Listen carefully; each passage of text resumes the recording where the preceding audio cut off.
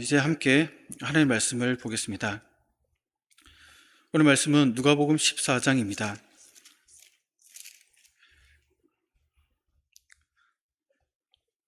누가복음 14장 7절에서 14절까지입니다.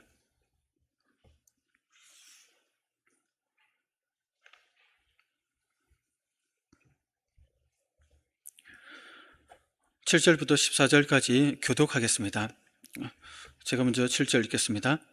청함을 받은 사람들이 높은 자리 택함을 보시고 그들에게 비유로 말씀하여 이르시되,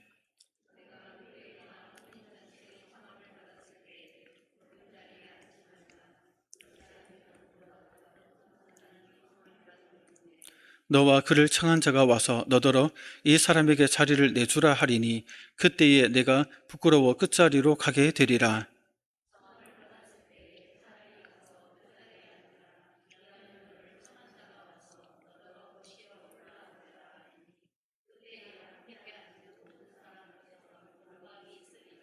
무릇 자기를 높이는 자는 낮아지고 자기를 낮추는 자는 높아지리라.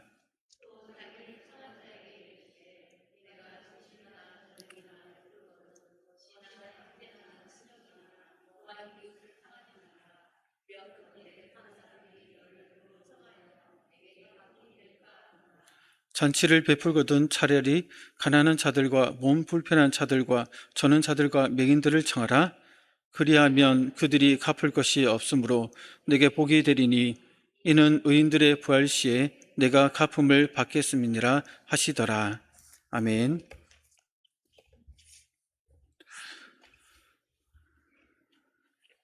오늘은 하나님 나라에 합당한 자 두 번째 시간으로 함께 말씀을 살펴보겠습니다. 우리는 앞 시간에 하나님 나라에 합당한 자의 첫 번째 특징을 살펴보았습니다. 그 특징을 알기 위해서 합당하지 못한 자의 모습을 확인하였습니다.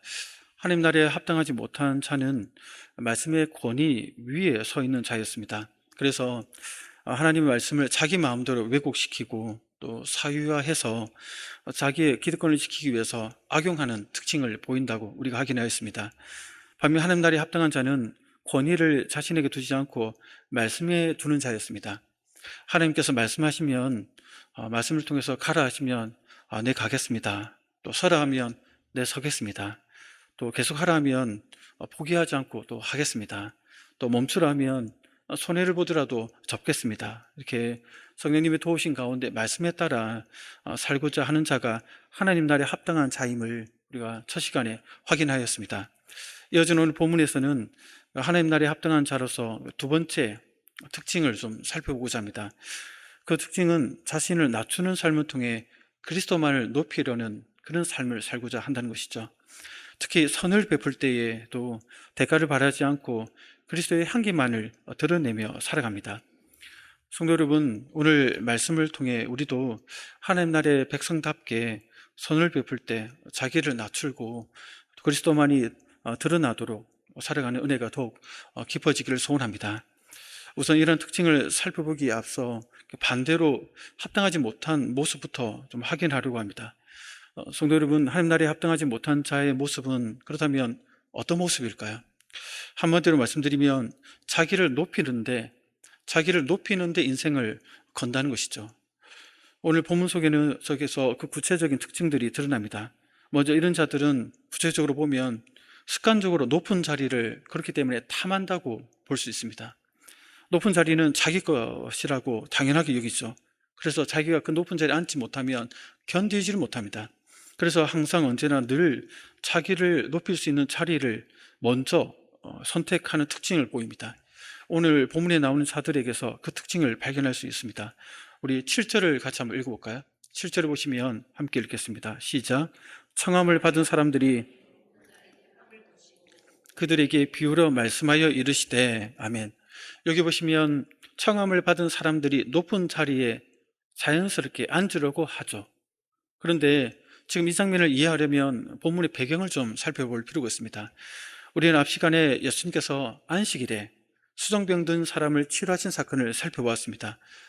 그 장소가 14장 1절에 나오는 한 바리새인 지도자 집 안이었습니다.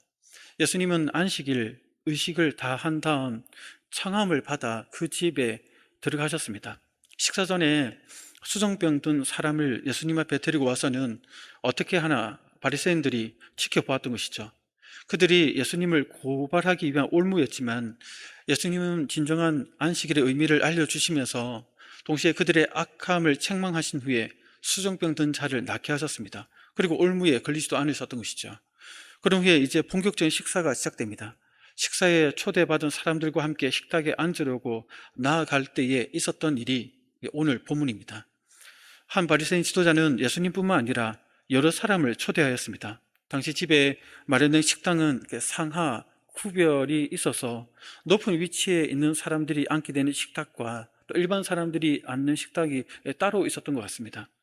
대부분 바리새인들로 보이는 그 청함을 받은 사람들은 저마다 높은 자리에 그 식탁에 앉으려고 발걸음을 급하게 옮겼던 것이죠. 특히 높은 자리를 택하다라고 할 때 이 택하다는 것에 있어서 바리새인들의 행동을 잘 표현하고 있는데, 그들이 높은 자리를 차지하기 위해서 계속적으로 경쟁하고 있었다라는 의미가 담겨 있습니다. 그러니까 신경을 쓰고 있었다는 거죠. 저 자리에 내가 앉아야 되는데, 식사가 시작되기 전부터 서로 높은 자리에 먼저 앉으려고 애를 썼다는 것이죠.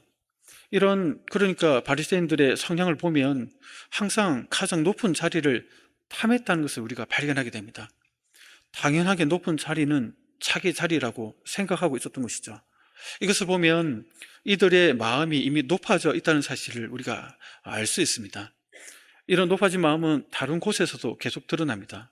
오늘 본문은 아니지만 바리새인들은 기도할 때도 자기를 높이기 위한 수단으로 그 기도를, 그 경건을 사용하고 있다는 것이죠. 마태복음 6장 5절에 보면 예수님께서 기도할 때에 외식하는 자와 같이 하지 말라 하시면서 바리새인들의 잘못을 지적하시죠. 우리 5절을 같이 한번 읽어보겠습니다. 시작.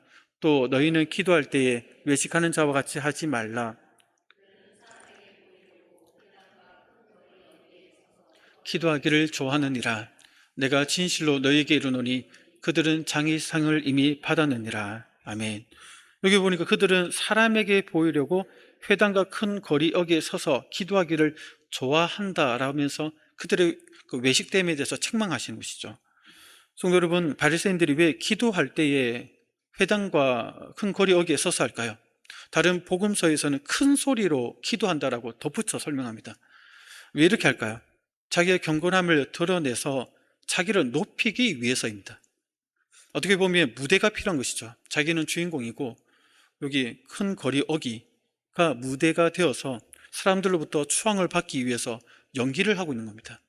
이런 것을 보면 이들은 모든 종교 행위를 가지고 자기를 높이는데 수단화하고 있다는 겁니다.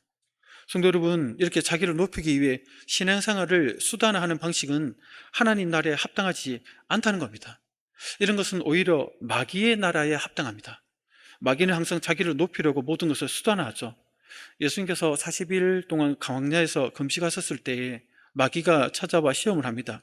그때 세 번째 시험이 예수님을 지극히 높은 산으로 데리고 가서는 천하 만국과 그 영광을 보여주면서 내게 만일 엎드려 경배하면 이 모든 것을 내게 주리라 라고 유혹하죠. 여기서 마귀가 무엇을 추구하고 있는지를 알 수 있습니다. 내게 엎드려 경배하면, 그러니까 자기가 높임을 받기를 원하는 것이죠. 즉 자기를 높이기 위해서 아담으로부터 찬탈한 천하 만국과 그 영광을 수단화해서 자기를 높이는데 사용하고 있는 것이죠. 이 모든 것을 수단화해서 그냥 어쨌든 자기의 일을 높이려고 예수님 앞에서 이렇게 예를 쓰고 있습니다. 그렇기 때문에 자기를 높이기 위해 모든 것을 수단화하는 방식의 삶의 방식은 하나님 나라가 아니라 오히려 마귀의 나라에 합당한 자의 모습입니다. 이런 관점에서 오늘날 상황을 우리가 좀 살펴볼 필요가 있습니다. 사람들은 대체로 유명해지기를 원하죠. 자기가 높아지기를 원합니다. 어떤 아이에게 피아노를 배우라 하니 피아노를 배우면 유명해지냐라고 부모님에게 되물었다고 합니다. 사람들은 어릴 때부터 유명해지기를 원하죠. 그래서 너 커서 뭐가 될 거니 하고 물어보면 요즘 초등학생들의 1순위가 운동선수다 이렇게 얘기합니다. 최근에 나온 신문을 보니까 운동선수가 1순위더라고요. 뭐 운동선수도 종류별 종목이 많겠지만 또 얼마 전만 해도 유튜브 크리에이터가 되고 싶다는 친구들 참 많았죠. 자기가 좋아해서 또 돈을 많이 벌 수 있으니까, 그리고 또 유명해지니까 이런 이유들이 있습니다. 그러니까 유명해지기 위해서는 정말 힘든 일만 아니면 무슨 일이든 다 하려고 하죠. 또 멘탈이 강한 사람들은 힘든 일도 마다하지 않고 유명해지기만 하면, 내가 높아지기만 한다면 다 시도하려고 합니다. 세계에서 가장 높다고 하는 산도 오르기도 하고 얼굴에 피멍이 드는 운동도 마다하지도 않습니다. 하지만 그리스도인들은 유명해지기를 좀 조심해야 됩니다. 유명해지는 것, 즉 자신을 높이는데 목표를 두고 살아가서는 안 된다는 것이죠. 물론 어떤 직업이든 죄 짓는 것이 아니라면 괜찮겠지만 그 일을 하려는 목적이 자신의 유명세에만 초점이 맞춰져 있다면 그것이 올무가 되고 어떻게 보면 하나님 나라에서 멀어질 수 있다는 겁니다. 요즘은 자기를 높이고 드러내고자 하는 그런 매체가 참 많습니다. 최근에 오징어 게임 2가 전 세계 1위를 했다면서 거기에 나온 배우들이 인기가 급성장하고 있다. 그래서 세계인들이 알아보고 있다면서 기분 좋은 그런 인터뷰도 보게 됐는데, 배우들이야 인기를 먹고 사는 직업이니까 인기가 올라가는 것을 추구합니다. 그런데 일반인들도 요즘 틱톡이나 인스타나 또 유튜브 방송을 통해서 자신을 높일 수 있는 시대가 이미 열렸죠. 특히 유튜브 방송을 통해서 자신을 이렇게 알립니다.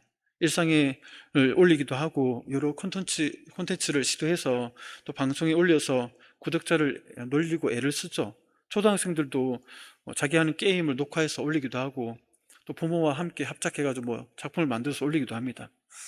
그런데 그런 것들이 다 자기를 높이기 위한 잘못됐다 그것을 얘기하는 것은 아닙니다. 문제는 이런 방송을 통해서도 자신을 드러낼 때 너무 자신을 높이기 위한 수단으로 삼다 보면 인기에 매여서 자기도 모르게 그 높이는 데에 너무 초점이 맞춰서 인생은 거기다 갈아넣는다는 것이죠. 조회수에 너무 의식하게 되고 좋아요 몇 번에 눌렸나 너무 신경 쓰게 되고 댓글에 가슴이 설레기도 하고 죽을 것 같기도 하고, 그것을 통해 자신의 존재를 확인받고 만족해야 한다는 것이죠. 그런데 이런 개인 영상을 올리는 것뿐만 아니라 목회자들도 좀 조심해야 됩니다. 이렇게 설교를 하면 영상을 찍어서 전국에 방송이 되죠. 물론 우리는 10명, 10단위, 많으면 100단위이기 때문에 전혀 유혹이 되지 않지만 한국교회 전체를 봤을 때 목회자들도 자기의 방송, 설교가 성도들의 댓글에 달리고 우리 교회는 알지만 누구 목사님 하면서 부추겨서 그분들의 마음을 좀 심란하게 만들 수 있는 요지가 있다는 것이죠. 목회자도 사람이니까. 중요한 것은 자기가 높아지는 방식은 자기가 해서 높이는 방식의 세속적인 방법은 하나님께서 세우신 원리와 다르다는 겁니다. 오늘 본문이 얘기하는 바는 핵심은 그 또한 하나님의 주권에 의해서 높아져야 한다는 것이죠. 예수님은 오늘 본문 11절에서 이렇게 깨우쳐 주십니다. 무릇 자기를 높이는 자는 낮아지고 자기를 낮추는 자는 높아지리라. 그러니까 높아지는 자는 낮아지고 낮추는 자는 높이십니다. 누가 이렇게 하시는 것이죠? 하나님께서 하십니다. 내가 주도적으로 내 인생을 그렇게 하는 게 아니라 세상 방법으로 이렇게 하나님께서 하신다는 것이죠. 그래서 하나님은 죄성을 가진 인간의 의도와 반대의 결과로 역사한다는 것을 우리가 발견하게 됩니다. 자기가 높은 자리에 앉는다고 앉아지는 것이 아닙니다. 주인이 앉으라고 해야 앉을 수 있는 것이죠. 그게 하나님이 높여주셔야 높여진다는 걸 의미하는 것이지 않습니까? 그래서 예수님도 8절부터 10절까지 이 부분을 설명해 주고 있습니다. 우리 8절부터 10절을 같이 한번 읽어보겠습니다. 시작. 내가 누구에게나 혼인잔치에 높은 자리에 앉지 말라. 그렇지 않으면 보다 먼 사람이 청함을 받은 경우에 너와 그를 청한 자가 와서 너더러 이 사람에게 자리를 내주라 하리니 그때에 내가 부끄러워 끝자리에 가게 되리라. 청함을 받았을 때에 차라리 가서 끝자리에 앉으라. 그러면 너를 청한 자가 와서 너더러 보시어 올라 앉으라 하리니 그때에야 함께 앉은 모든 사람 앞에서 영광이 있으리라. 아멘. 여기 보니까 청함을 받았을 때 차라리 가서 끝자리에 앉으라. 그러면 청한 그 주인이 왜 거기 앉습니까? 당신 높으니까 높은 자리에 앉으셔야 돼 하면서 오히려 그 영광을 받게 된다, 이렇게 얘기를 합니다. 성도 여러분, 우리는 스스로를 높인다고 높아지는 것이 아니라 오히려 낮출 때 하나님께서 높여주신다는 사실을 늘 명심해야 됩니다. 높아지는 것은 하나님의 주권에 있습니다. 예수님도 이 사실을 아시고 공생의 기간에 철저히 자신을 낮추셨죠. 예수님 자신을 높이려는 의도가 진짜 초등학생 표현대로 보면 1도 없었습니다. 아버지의 뜻을 받들어 순종하셨고 십자가에 달려 죽기까지 순종하셨죠. 하늘을 버리고 사람이 되었고 또 사람에서도 십자가에 달려 죽어 지하까지 내려가셨죠. 높은 자리에서 낮은 자리로 낮아지니까 하나님께서 예수님을 높여주시죠. 그래서 사도행전 2장 33절을 보면 이렇게 얘기를 합니다. 같이 한번 읽어볼까요? 시작. 하나님이 오른손으로 하늘을 예수님 높이심에 그가 약속하신 성령을 아버지께 받아서 너희가 보고 듣는 이것을 부어주셨느니라. 아멘. 여기 보니까 하나님이 오른손으로 예수를 높였다 이렇게 얘기하죠. 하나님께서 예수님의 낮아지심을 보시고는 오른손으로 높여주셨습니다. 우리는 하나님 나라에 속한 백성으로서 이 원리를 따라야 합니다. 이를 위해서 우리는 유명해지기를 원할 것이 아니라 세례 요한처럼 자신은 지극히 낮추고 그리스도만 높아지기를 간절히 소망해야 된다는 것입니다. 그래서 이런 고백을 하죠. 그는 흥하여야 하겠고 나는 쇠하여야 하리라. 요한복음 3장 30절에서 고백하지 않습니까? 세례 요한이 자신을 알고 또 그리스도가 누구인지 알았기에 자기는 역사 가운데 그를 높이고 자기는 물러나야 한다고 하면서 예수님께서 영광 받으셔야 한다고 이렇게 했습니다. 그래서 예수님은 흥하여야 하겠고 나는 쇠하여야 하리라 라고 말한 것입니다. 성도 여러분 자신을 낮추시고 그리스도만을 높이시길 소원합니다. 그리스도는 흥하여야 하겠고 나는 쇠하여야 하리라. 이 고백과 믿음이 우리의 고백이 되고 그렇게 우리가 우리 자신을 낮출 때 하나님께서 하나님 방법으로 우리를 높여 주실 것입니다. 계속해서 보겠습니다. 하나님 나라에 합당하지 않는 자는 모든 일에 자기를 높이기 위해서 시도합니다. 그래서 모든 일에 계산적으로 접근합니다. 선을 행할 때도 대가를 바라고 그것을 계산하고 베푸는 것이죠. 우리 12절을 보면 그것을 지적합니다. 예수님께서. 우리 12절을 한번 볼까요? 시작. 또 자기를 청한 자에게 이르시되 내가 점심이나 저녁이나 베풀거든 친척이나 부한 이웃을 청하지 말라 두렵건대 그 사람들이 너를 도로 청하여 내게 갚음이 될까 하노라. 아멘. 그 안식일 의식을 지낸 후에 식사 자리에 초대하는 것은 당시 경건함을 드러내는 한 방편이기도 했습니다. 또 이웃을 또 섬기고 가난한 자에게 또 베푸는 그런 아름다운 문화였죠. 그런데 그 식사 자리에 초대한 이들의 신분을 보면 주인의 의도가 어디에 있는지를 알 수 있습니다. 왜 형제나 친척이나 부한 이웃을 청할까요? 자기를 격상시키고 그 지위를 유지하기 위함입니다. 파티를 열어 유명인들을 초대하는 목적과 같다는 것이죠. 왜 돈을 써서 연회를 베풀까요? 자기 신분을 유지하고 과시하고 또 인맥을 통해서 나중에 활용하기 위함이지 않겠습니까? 물론 비즈니스 세계에서는 이런 파티를 열어서 서로가 그것을 알고 의도적으로 서로를 이용하죠. 그래서 이렇게 사업이 되어지도록 그런 자리에 마련하고 그런 자리에 갑니다, 서로가. 그런데 문제는 선행을 베푸는 일에도 이런 의도가 깔려 있다면 하나님 나라에 합당하지 않다는 것입니다. 비즈니스가 아니니까 선을 행하는 것은. 성도 여러분, 우리는 선한 일을 행하도록 부름을 받았지 않습니까? 에베소서 2장 10절을 보면 우리를 부르신 그 의미를 이렇게 풀어서 얘기하지 않습니까? 함께 읽겠습니다.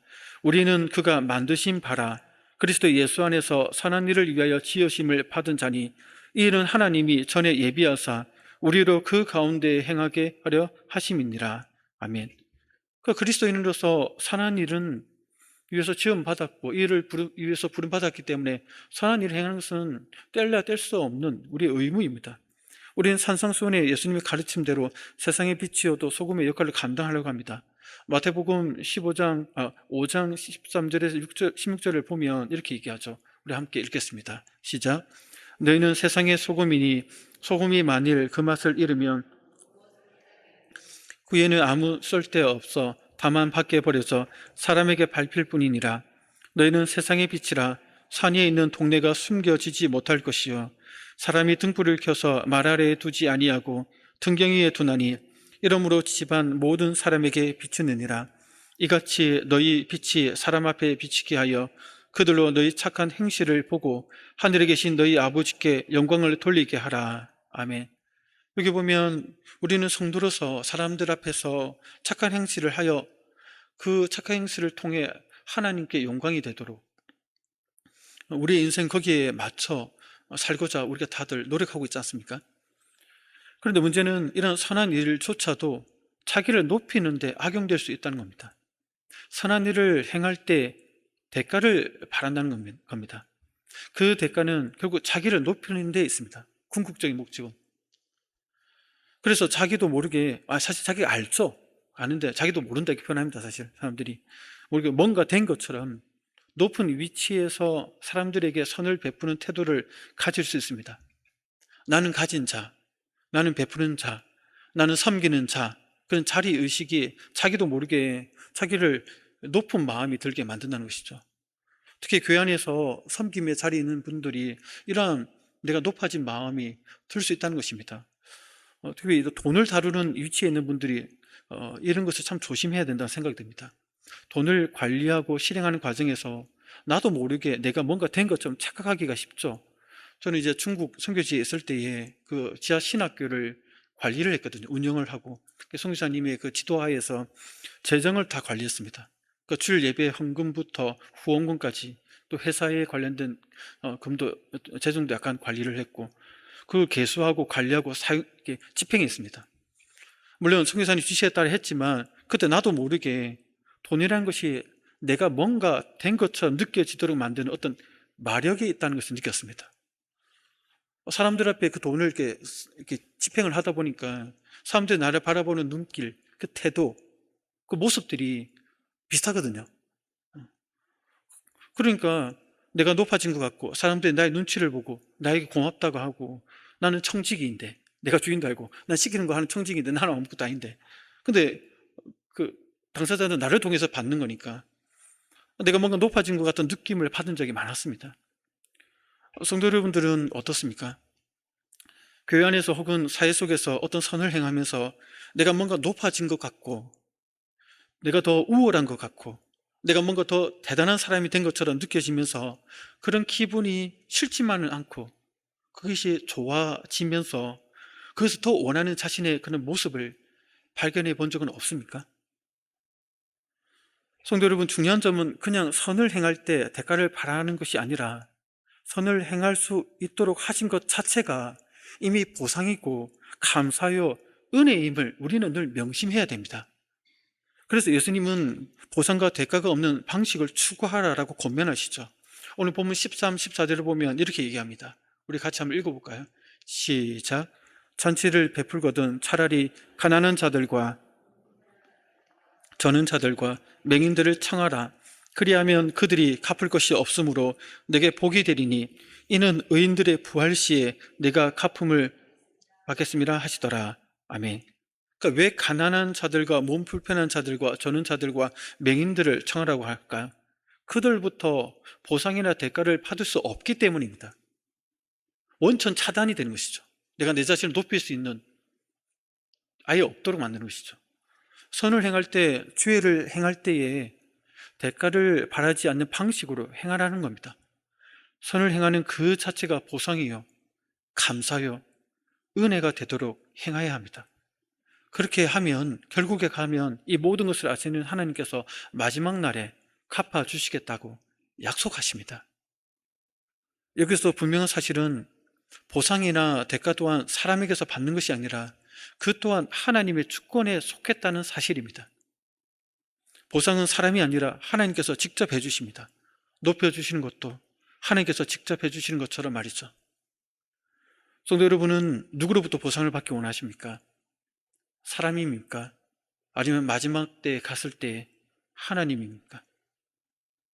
하나님부터 보상받기를 원한다면 대가를 기대하지 말고 계산하지 말고 선을 베푸는 것 자체가 이미 보상임을 믿고 감사하며 계속해서 선을 행하시기를 주의 이름으로 축복합니다.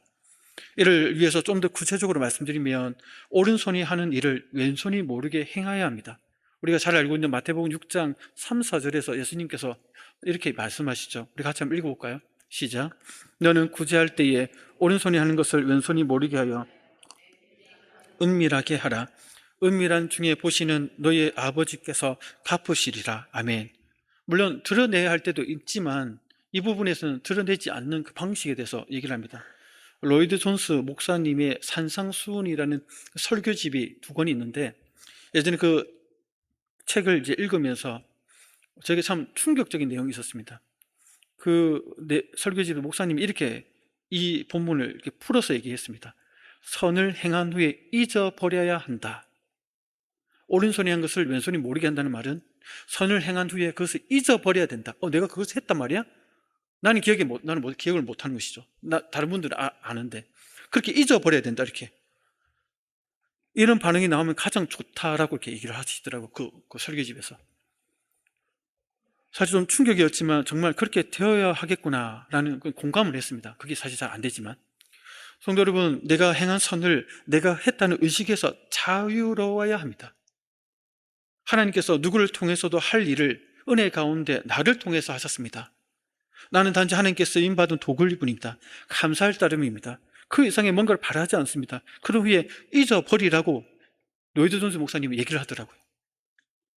그런 삶을 살아갈 때가 되면 하나님께서 높여주시고 갚아주신다는 겁니다.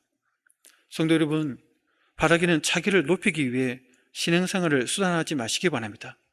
자기를 높이기 위해 선행도 수단하지 마시기 바랍니다.